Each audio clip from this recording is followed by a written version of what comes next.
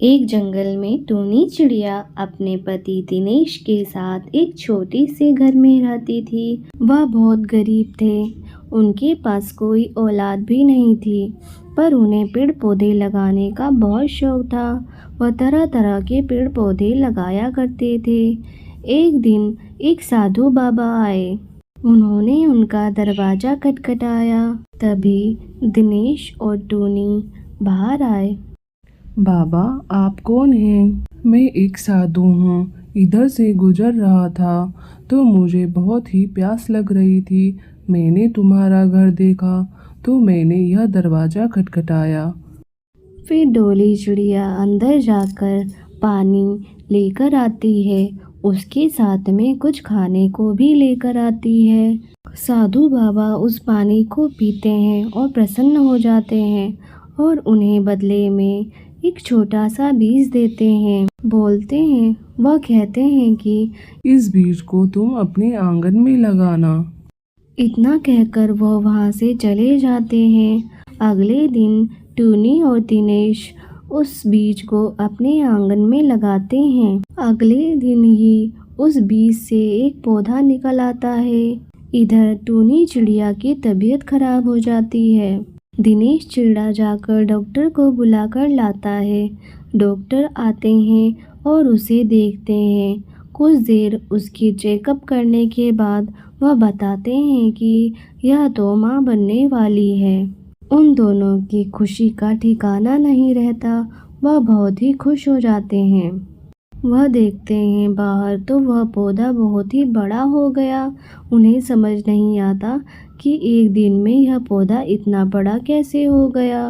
दिनेश चिड़ा टूनी चिड़िया से कहता है कि लगता है यह एक मामूली पौधा नहीं है। उन साधु बाबा ने हमें यह एक चमत्कारी पौधा दिया है, जिसके कारण हमें यह खुशी मिली है।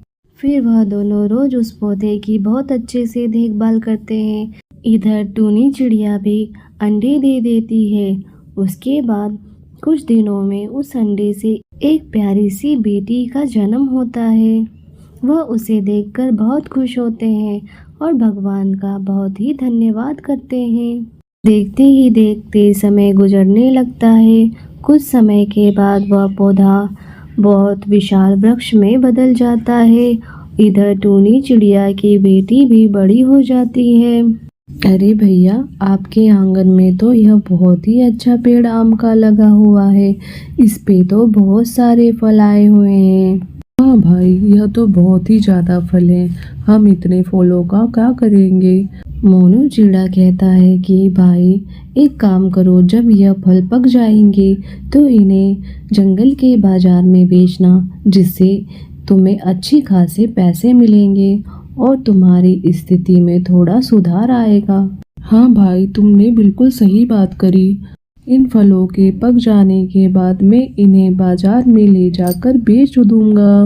पर अगले ही दिन जंगल में बहुत ही ज़्यादा बारिश, तेज तूफान आने लगता है, जिसके कारण वह फल जमीन पर गिरकर फट जाते हैं, जिससे उनका बहुत नुकसान होता है। अगले दिन यह सब देखकर टूनी चिड़िया और दिनेश रोने लगते हैं कि अब क्या करेंगे हम, हमारा तो बहुत ही नुकसान हो गया।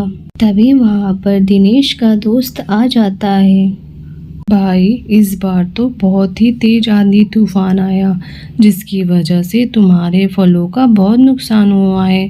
हाँ भाई, अब हम क्या करेंगे? इन कच्चे फलों और फटे हुए फलों को कौन लेगा? दिनेश, टूनी तो बहुत ही अच्छा अचार बनाती है।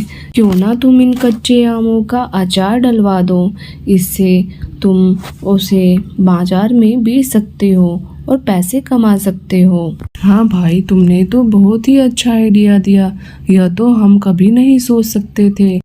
डोली चिड़िया उन कटे फटे हुए आमों का अचार बनाती है और उसे डब्बे में रखकर वह बाजार बेचने को जाते हैं।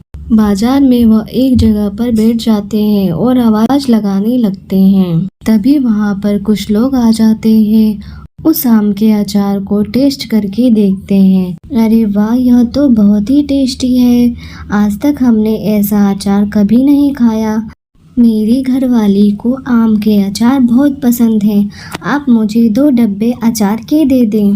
फिर वह उन्हें 2 डब्बे अचार के देते हैं, जिसके बदले उन्हें पैसे मिलते हैं।